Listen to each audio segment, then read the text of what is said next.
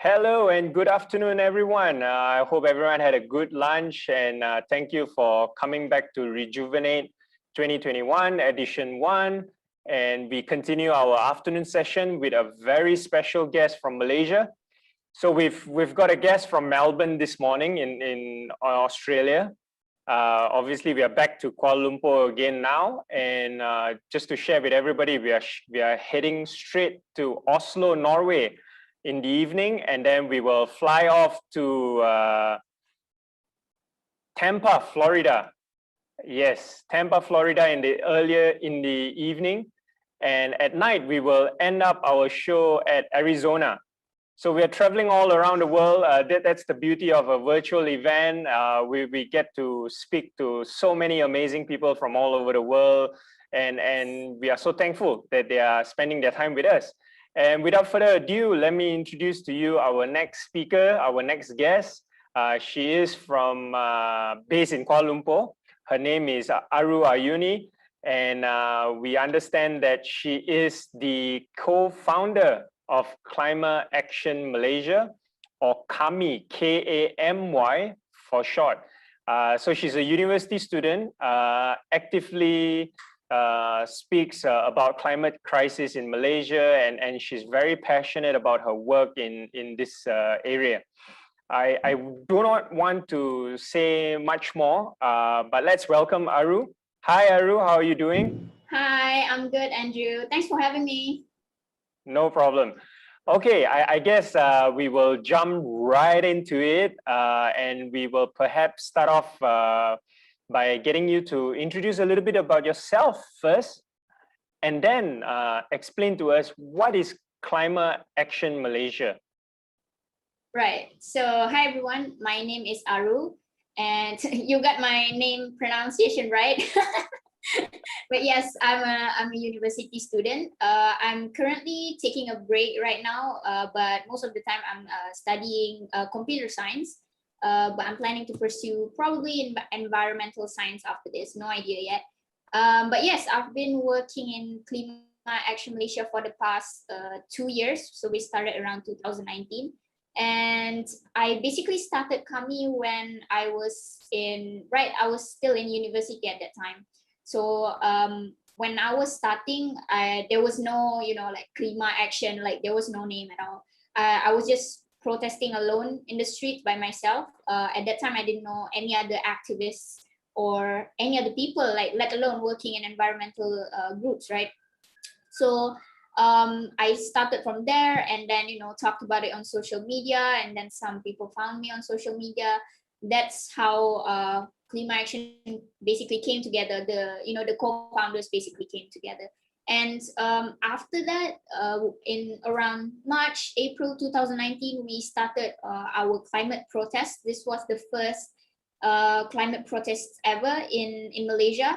I mean, around the world, people were doing it. Like, I think people are familiar with the movement started by Greta Thunberg, by the Fridays for Future movement, but we didn't have any in Malaysia. So this was really the first time a climate protest was happening in Malaysia, right? So that happened around March, April 2019. And to be honest, we started just like a bunch of young people wanting to go to protests and wanting to organize protests, right? Going to the streets and just, talk about climate on the streets.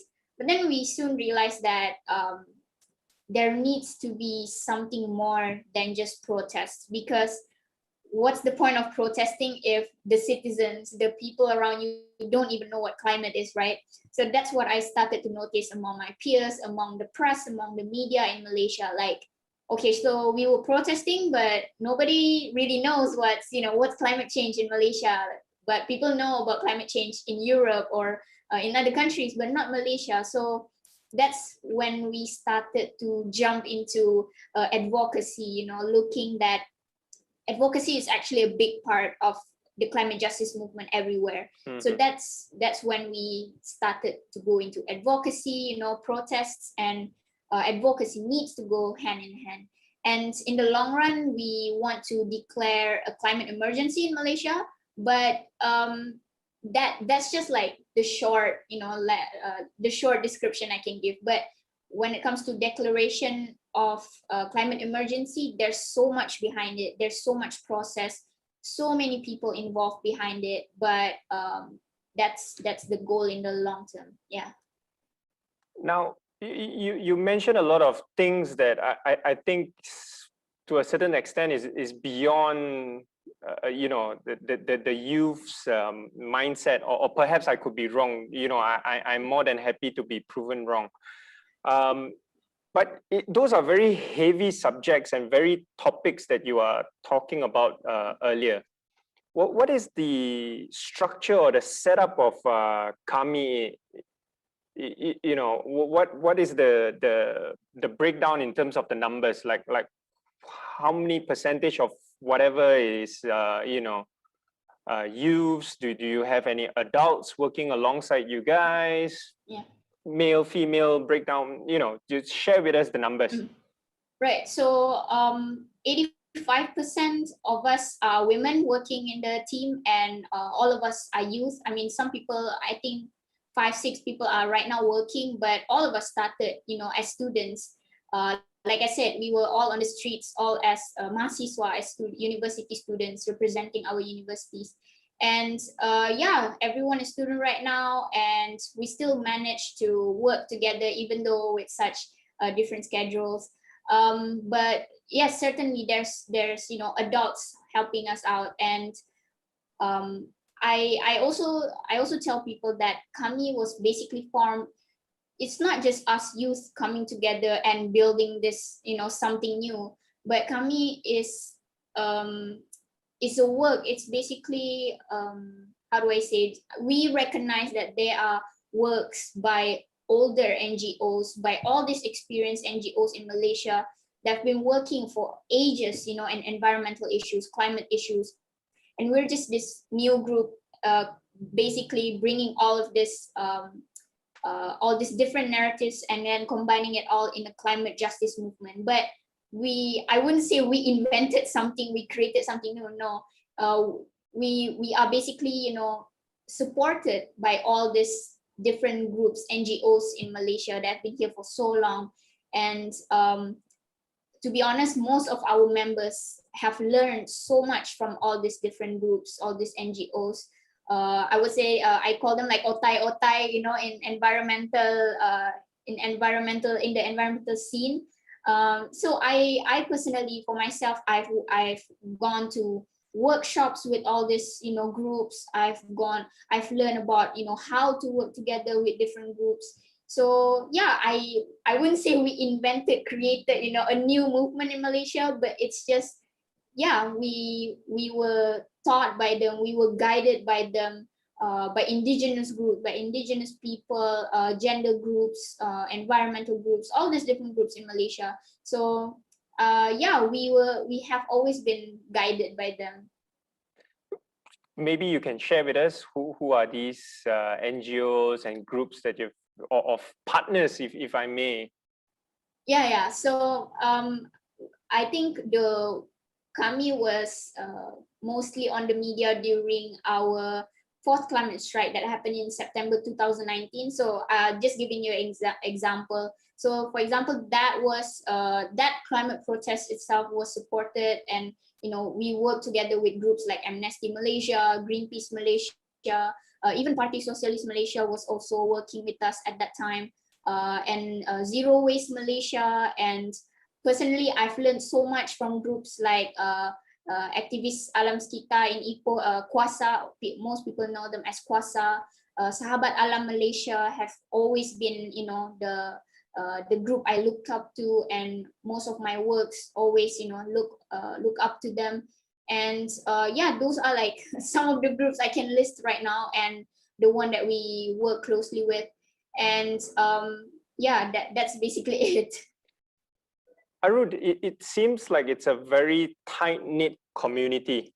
I think you guys are working very closely together on several or different verticals of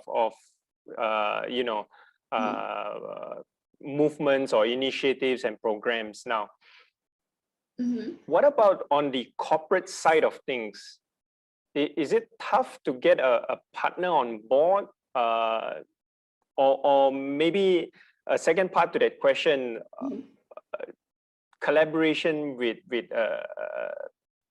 you know, a stakeholder like a government or ministry or a agency in that form or manner. Has there been any engagement in that sense? Yeah, so surprisingly, we have had engagement with corporates, government, even though, you know, we're just 2 years old, but we have had those opportunities to engage. But it's really hard to be able to move in these spaces because especially in corporate, right? Talking to corporates, you're basically disrupting. I mean, maybe disrupting is too harsh, but you're it's not normal, you know, for activist group to be in those spaces to talk to corporates. But I know that all the groups, for example, Kuasa or Sahabat Alam Malaysia or other, you know, human rights groups in Malaysia, they have, you know, talked to these corporates and governments. And yeah, as a young group, it's really hard to prove yourself that there is something you can bring to the table.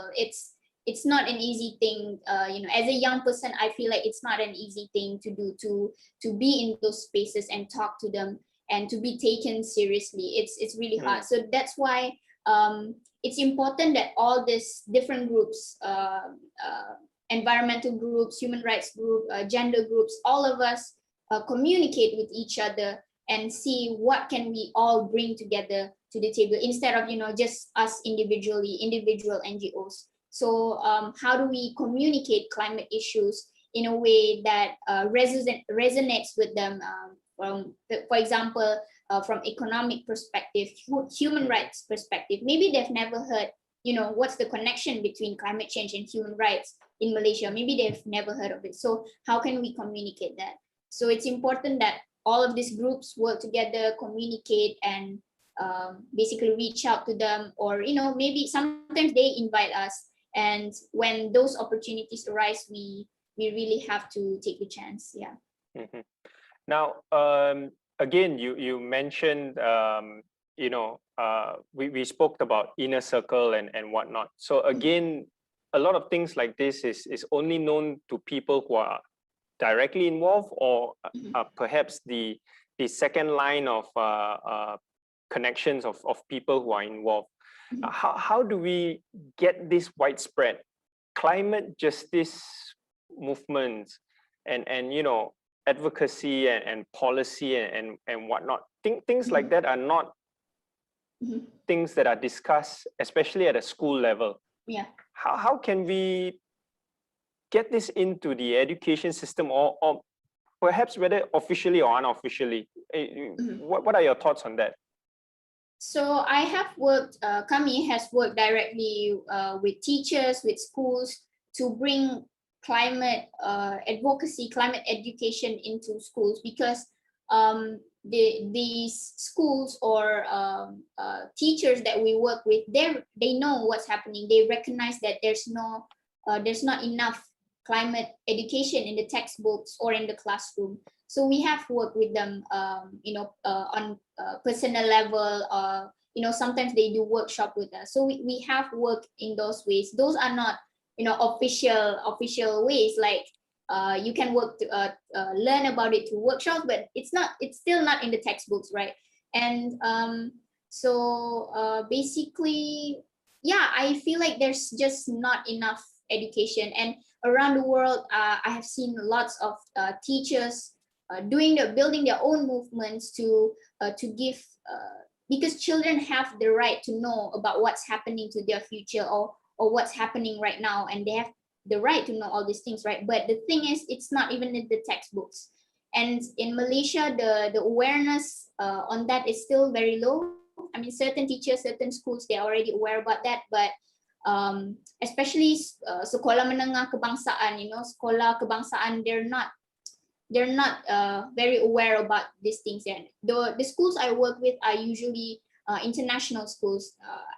That's great also, but what about sekolah kebangsaan? We need more of those schools to learn about climate change. I feel like we have learned about climate change in textbooks. I mean, from my time, it's very basic and also a little bit sugar coated maybe.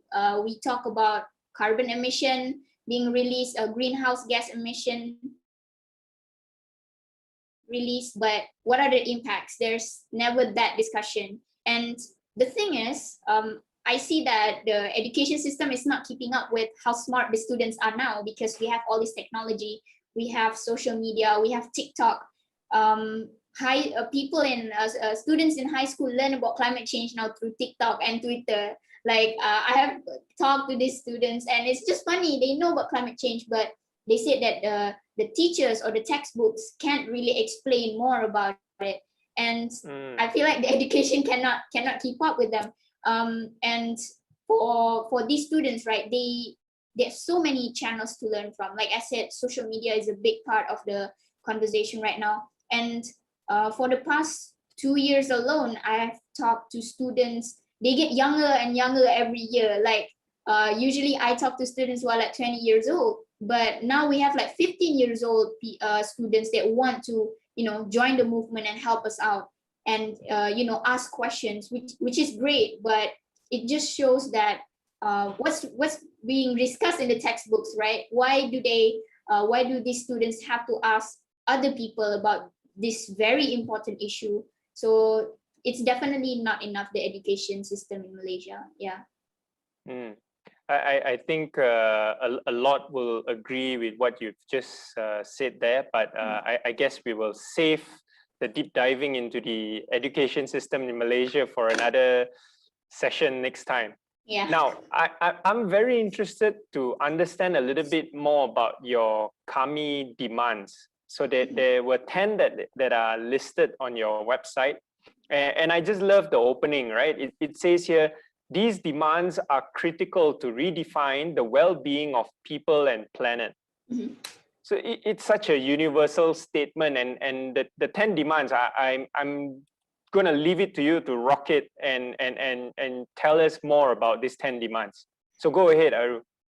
Right. So the 10 demands actually came up when we just formed as a small team, like earlier of our inception. But we didn't really think at that time that we would go this far, but it looks like the demands are still relevant even today, which is great.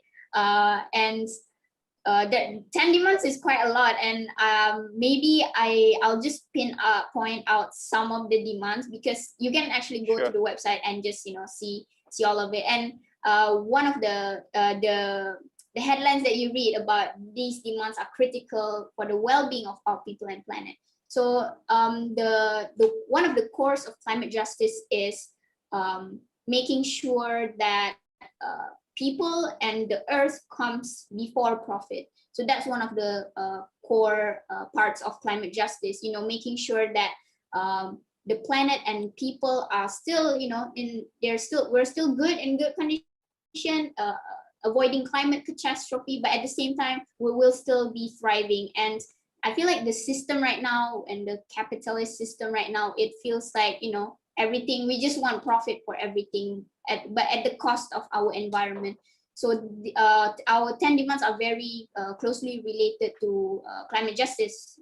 And if you go to the website and see one of the demands, one of the first demands is, like I said, declaring a climate emergency. And it's not just about declaring climate emergency, like, screaming about it at the top of our lungs on the streets, but it's also making sure that our members in the parliament, ministers, they know what is actually climate change, what is climate crisis, what is climate justice. We don't want them to use it, as a political tool, which is what's really happening right now. And the declaration of climate emergency is not something, it's something that's been discussed around the world. Even many countries have already declared climate emergency, but it is not a meaningful declaration of climate emergency, and we don't want that. For example, countries like Canada, if I'm not mistaken, have declared climate emergency, but they're still, digging for oil, they're still emitting fossil fuel, and so on. So that wouldn't be a meaningful climate emergency declaration. So we don't want that for Malaysia.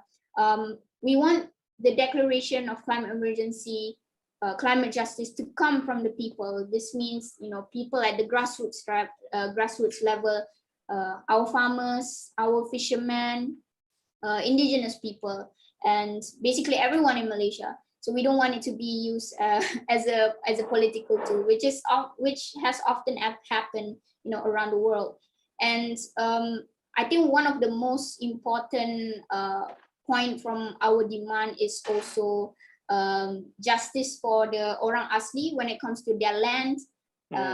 Making sure that there's this term called FPIC, which means free prior informed consent. So pretty much explains that orang asli, because the issue in Malaysia, right, I mean around the world also, is that we corporates, governments, people take lands from the orang asli without their consent. Some developers even just let the orang asli sign some papers, and then the orang asli don't even know, what those papers mean, and then suddenly their land is taken. And so we don't want that, because the orang asli, indigenous people around the world, are people at the front lines of climate crisis. They are a big part of the climate solution. And as you know, most of the orang asli, they live in the forest. They all of their life is bonded to the forest, their religion, their culture, everything. And so that means they are the protectors of the forest. And when they are also vulnerable groups, so whenever any climate impact hits, of course the vulnerable groups will hit first by all this, climate disasters, by extreme weather events, and orang asli will be one of the earliest communities hit by this. And we also know that when, like I said, when they lose the forest, they literally lose everything: their homes, their culture, their language. And I think respecting, so as part of the demand, respecting, acknowledging the orang asli rights, it also means that we are protecting our forests, protecting our climate around the world. So the orang asli, if our governments start to acknowledge their rights, their wisdom, to protecting the forest, saving the forest, not just forest, but there are also orang asli, in the seas and everything. But if we acknowledge their rights, then they will be a big part of our climate solution. This means we also involve them in decision making, anything that's related to climate or environmental. So that's why I feel like we really put about orang asli in our demands, because we feel like these are our climate warriors. And around the world, we know about the people, indigenous Amazon people, but what about the Malaysian indigenous people, right? So we are not heard on an international level, and we need to work towards that, because these are our climate warriors, and we're not respecting them. We still take away their land. And I think you know about the recent issues with Tasik Chini, Hutan Simpan Kuala Langat, and Tasik Chini is a biosphere reserve.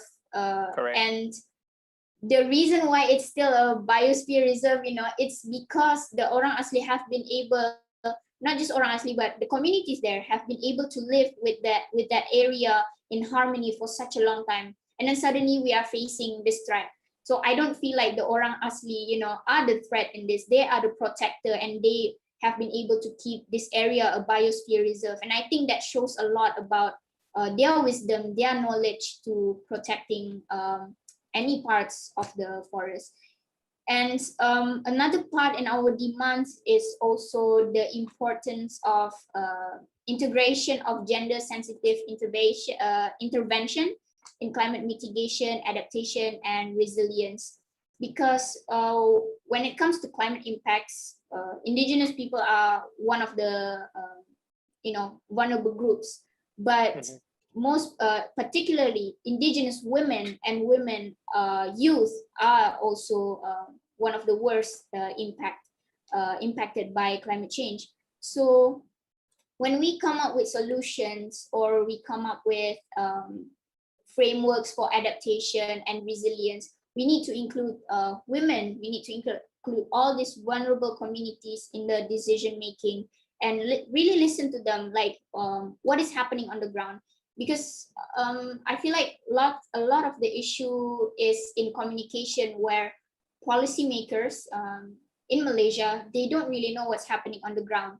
So how can you create policies for the people, for the earth, but you don't even know what's happening on the ground? So that's really dangerous. And that is why civil society's intervention is so important in this, to tell them, to have a discussion that it's important that we consider gender, consider the age groups, and listen to all these vulnerable groups, see what's happening on the ground in order to create policies that are inclusive.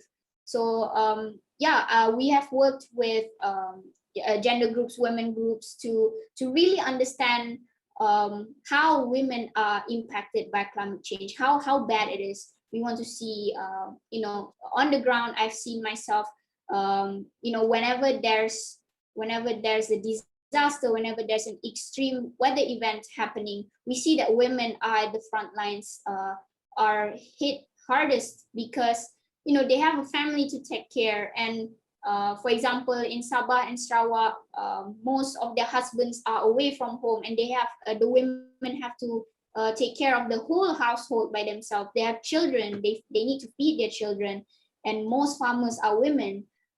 So when we create climate solutions, when we create frameworks for adaptation, we need to talk to them and really listen what's happening, so the solutions later on can be beneficial for them as well. So that basically kind of wraps up the whole 10 kami demands. It's funny you pointed out the last point as well, Aru, because there was a question that came in through the chat box from Julia. Yeah. And she said, "Hi Aru, do you face any stigma being a female activist in Malaysia?" Stigma. I would say, as an activist, also young, as a young person online, because on the ground online, there's always, as a woman, I always have to be, it's different when you go to a protest or you organize a protest as a man. It's totally different than you are as a woman. It's totally different. You have to consider the security issues. You have to consider so many things before you even go to the street on the first day. And right now, since we are all working online, I definitely feel that I receive more hate compared to my guy peers. I feel like, because it's I don't know why, but on social media it's always like that. Whenever a woman speaks up about climate issues or something, there's always like all these bad comments, like, "Oh, you're just overreacting," or something like that. They never really take it, into consideration. Not consideration. They never really take it as a serious discussion, because out there are climate deniers. The people that are always denying about climate, and especially in Malaysia, there's lots of them. And when you speak as a woman, they think you're like a dumb person or something. But if it's a man speaking, oh, suddenly it's a discussion. So there's definitely, I see that difference between men and women. And but that's particularly online. Like outside, it's even worse. You can get harassed and all that stuff. And when I talk to my male peers, it's a totally different discussion, because they don't think about those security issues. They don't have to think about those small things they talk about on social media, because they don't receive DMs on Twitter, like really bad ones, and but I kind of have to keep going, because that's my work, so just have to keep going. But I recognize those issues. Yeah, so it's really unfortunate that Malaysia is that way, but I guess with people like you who will stand up against things like this, I think a lot more will follow suit. Which comes to the next question, which is quite funny actually. It's from Elise, and it says, how do we convince our parents that participating in a climate change rally isn't really a bad thing? Perhaps maybe you can share your experience, you know, when you first started off, what were your parents' reactions were, or your, you know, siblings, or whatever it is? Yeah, so how to convince? Well, the thing is, I didn't convince my parents. I just went I just went to the streets. They saw my pictures online, they saw my interviews, and then suddenly they know I went to protest. And I didn't have to convince them, but that's for my situation, right? There have been lots of young people reaching out to Kami on Instagram, especially asking like, how do we go to this protest? My parents won't let me. And the thing is, how do I say? I mean, your parents worrying about it, that's, you know, that's justified, because, you know, it's not really safe to go to the streets. And technically, I think by law, at certain age you cannot go to the streets. You know, you need to have you need to be with your parent. But since you ask directly about, you know, how to convince, it's different for every parent. Sometimes when you really tell them, you know, how big climate change issue is. I mean, sorry, there are certain parents that, you know, they know already what climate change is, but there are also certain parents that have no idea what's going on, what is climate change, right? But it's on social media, it's on TV, they've probably seen it at one point. So when people ask me about how to convince parents, I always tell them to speak to them seriously, and, you know, convince them that this is a big issue that's going to affect your future. And by going to the streets, you're stepping forward, speaking out about it. That's one way to, you know, to support the cause. But besides protest, this is my point, besides going to protest, you can also do other things. And you need to convince your parents, you need to probably tell them that also. So besides going to protest, you're also going to, you know, do other things to avoid climate change or to support the climate justice movement. So speaking to your parents as if it's a serious issue, I think that's a big part of convincing them, because you need to understand that our parents didn't have to go through this, you know, they didn't have to think about climate change. They didn't have to go to the streets to protest about it. Maybe other issues, but not climate change. We are really the first generation that's, you know, taking it to the streets to talk about climate crisis, especially in Malaysia. That's never been done before.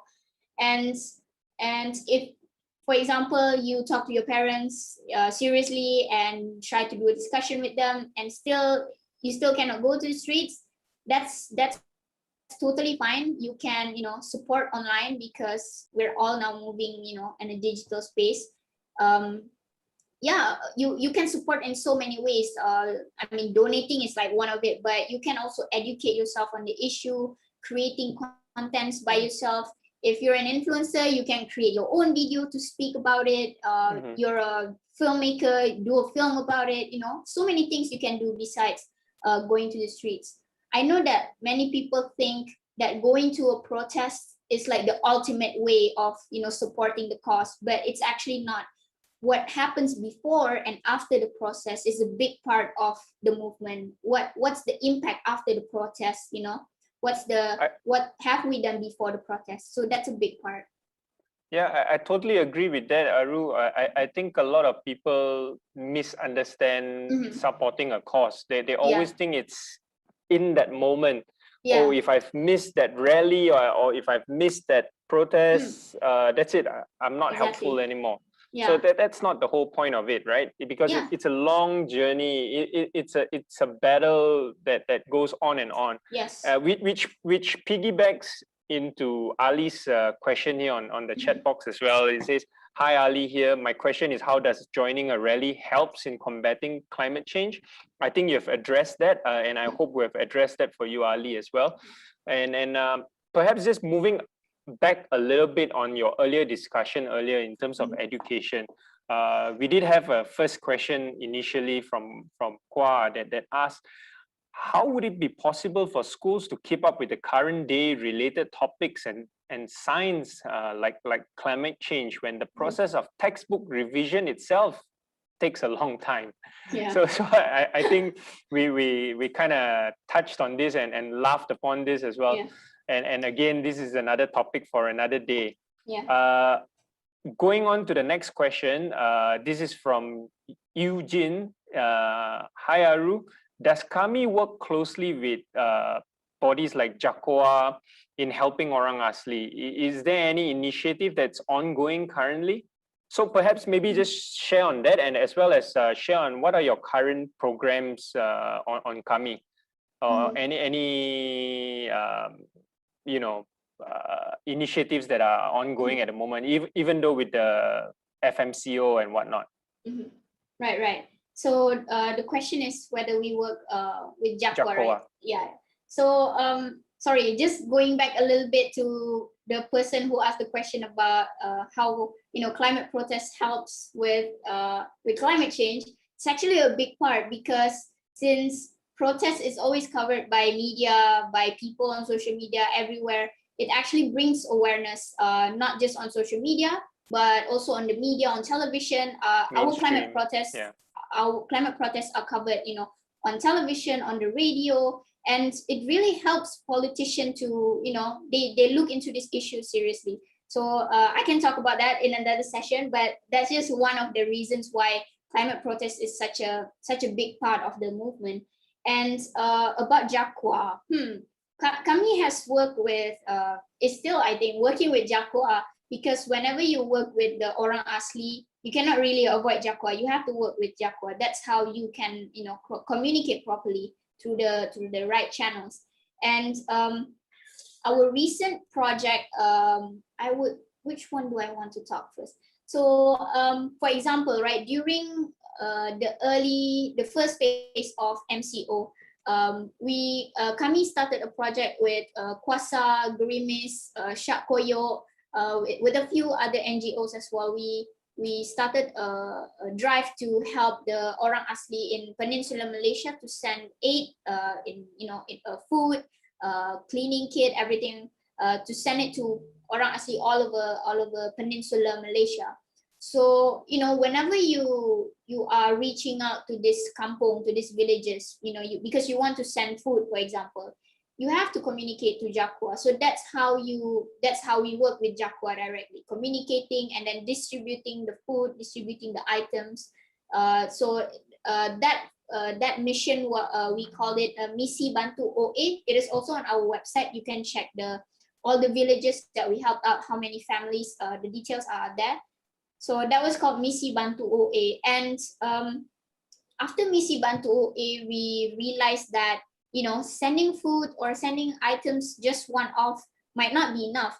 I mean, it's great that they are covered for the next 1 or 2 weeks. But, in the long term, what can we do to support the Orang Asli? So that's how we basically started another project after Misi Bantu OA called Kebun Mandiri OA. So this is a community garden that is run 100% by the villagers in the Kampung Orang Asli. So the pilot project right now is happening in Pos Lanai. So right now they have a community garden there where they plant, all sorts of food, and they can harvest the food and eat themselves, or they have also the choice to, bring it out and sell and get, some income. So I feel like that's a good way to, instead of just giving things one-off, it's also helpful to give communities tools to build their resilience. So in this context, we're helping them building food resilience, food security. So in case there's another wave of COVID coming, they already know what to do, and maybe they have some food already from their garden that they can eat. So community resilience is a big part of our work. And so going back to the question, yes, we have to work with JAKOA, and that's one of the instances. And right now we are working on a project called Weaving Hopes for the Future. So this is a bit complex, but basically we want to work with young Orang Asli women, especially, to create artworks, to create videos, basically anything that's related to art, and possibly bring it to an international level, such as the COP26 that's happening in Glasgow this year. So, so on that project, we also have to constantly communicate with Jakwa because we're working with orang asli, right? So security is one of the most important thing, and we have to work with Jakwa. I think any people that work with orang asli have to communicate with Jakwa. Yeah. Yeah. So it's amazing. I think we can go on and on and you will still have so many programs and initiatives to tell us that's coming from Kami, and you are only 2 years old in that sense. Yeah. And so much has been done in 2 years. Shakil from day one shared with us the former focal point of Malaysian youth delegation, and he said that youths have to be given a voice because they are the ones who will be the ones that will be getting things done, and I think you are living proof of that. I mean, you and Kami in that sense, and it's just amazing. Where do you get that energy from? And I believe all these are voluntary work. I mean, all of you are doing this voluntarily on Kami, right? Yeah, I mean, wow. Yeah. So how do you get more youths involved? I know details are on the website. Yeah. Which obviously I will share with our viewers later on. But how do people get in touch? Right. So I would say it's very different for different people have different circumstances. I know that activism in general is not accessible to everyone. I know that there are many young people already aware, but maybe their families are not very supportive of it, or they don't have the financial aid, or they have to 100% focus on study. Otherwise, other things will happen. I'm totally aware of that. There are also youth with no internet access. I'm very aware about that as well. But yeah, I feel like the first thing that you can do to get involved is really look into your community, look what's happening around you, because that's how I got involved the first time in the climate justice movement, not just Kami, like in general. My personal story was that I was born in Kalimantan, so climate issues, haze issues, very rampant in that area, environmental destruction. So from day one, it has always been very personal to me. But I don't know about other youth, so that's why I always recommend my friends to always look around you, what's happening. Really go out there and talk to community. Be curious about what's happening around you, because when we talk about climate, it's usually like you have to know about the melting iceberg, or what's happening in Europe, what climate conference is happening. You don't have to do all that. First, you can just start from your community, see what's happening around you, talk to the elders in the community. The past year I've learned so much from talking to just a few people in my community here, and reading books that have been recommended, reading background stories of my area where I live. And that is, I feel like I'm rooted in this area, in this geographical area, and I want to learn more. And then it just makes it easier for me to reach out to people and ask how can I help. So you don't have to directly start into climate activism. You don't have to. You can just start from anywhere. Start from your home. If your niche is more about talking on the internet, then that's fine. You can engage with people on the internet. You can engage with NGOs, volunteer. That's fine. But if you don't have any of those, you can start talking to your community. I think that's one way to get involved for youth, because there's so many we can do, right? As youth, I feel like as youth, we have been many movements where there's youth involved. We have been bridging the gap between this traditional knowledge, indigenous knowledge, and now we're connecting this into the new world, digital world. And I feel like we can bring in so much perspective and new things into the conversation, and the energy that we have is also inspiring and giving energy to the previous generations. And I feel like that's such a great thing to see. So to get involved, you can start from social media and talk to your community. Wonderfully put. I totally agree with you. I think the idea here is to start small. Yeah. Because a lot of times people try to aim too big and then they don't get to achieve it, and then they kind of like drop off and give up at the end of the day. Yeah. Starting small, I mean, just to share, I live in a high-rise building, and to get people to really cultivate the practice of recycling is wow. Right. I don't know if you feel me, but it's crazy. Right. People just don't value the act of recycling. Yeah. And it's really sad. It's really sad. It's such a simple thing to do. The bins are allocated for you. All you need to do is bring it down to a particular place and dispose it off nicely. And people struggle to do that. Yeah. So I guess start small. Yeah. Perhaps recycling is a little bit too big. Start smaller. Recycling even then is tricky. Yeah, recycling is tricky, especially talking about the youth context, right? Most of us are still living with our parents, and they don't really care about recycling because they grew up like that. And suddenly we have this child in the family that wants everyone to recycle. So you cannot really do that. But yeah, internally you can start educating yourself, go on social media, speak to people. That's like the easiest thing. And then after that, you can move, towards going zero waste, recycling, eat less meat. I know that's one, going vegan, vegetarian is like one of the biggest impacts, but not everyone can do that. And I totally understand that. So you can start from anywhere. So Aru, parting thoughts as a youth to another youth, parting thoughts as a youth to stakeholders or adults. What do you have to say? What do you have to share with us? Well, from youth to youth, I feel like you have to begin somewhere, okay? Everyone that's watching this live stream, you have internet access. You probably have an iPhone, you probably have a laptop, and you're probably sitting in your room right now, I don't know.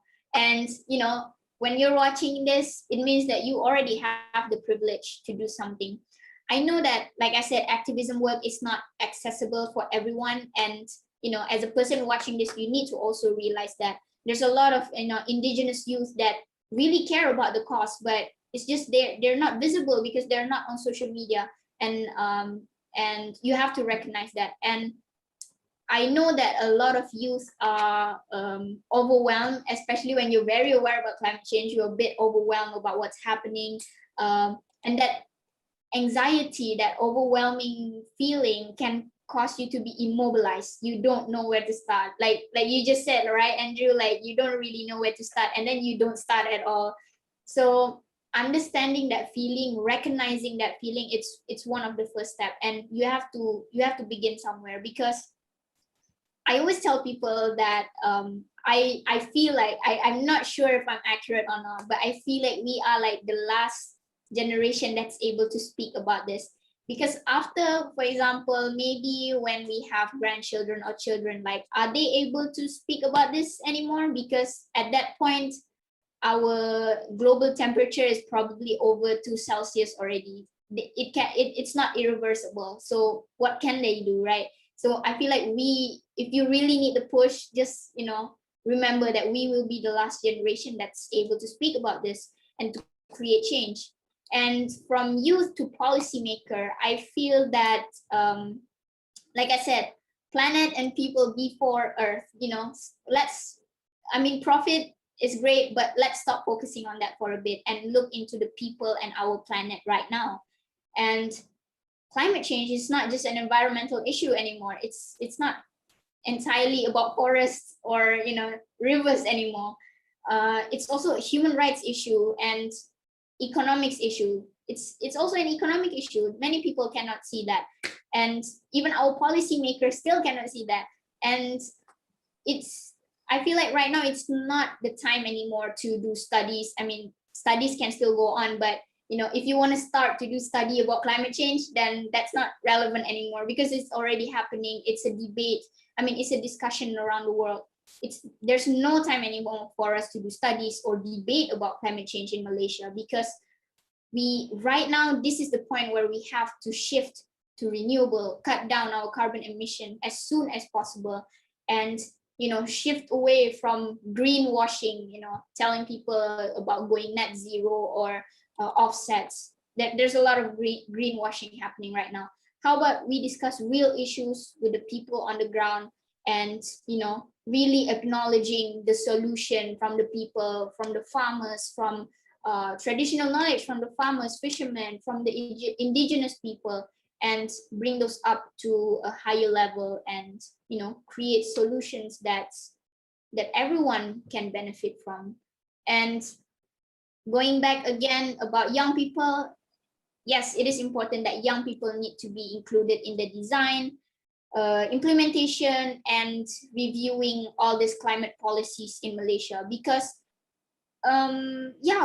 because the future is ours, but it's not just about the future anymore. It's already happening right now, and we need to be included. And how can we be included in this, in these spaces, if we still cannot even vote, most of us? So yeah, that's it. Aru, those are really great advice that you've just shared, and I hope our viewers really take that in and reflect upon those advice, because I think it's amazing, especially coming from a young person such as yourself. And with that, Aru, I like to say thank you. Thank you for spending time with us. Thank you for sharing with us. And I would like to just close off by saying this, and technically quoting you: don't stop speaking, because you have a voice, and let's use it. And I hope you don't stop speaking, Aru. And I really want to have you back in the show again in the coming editions. And I wish you the best. I wish Kami the best.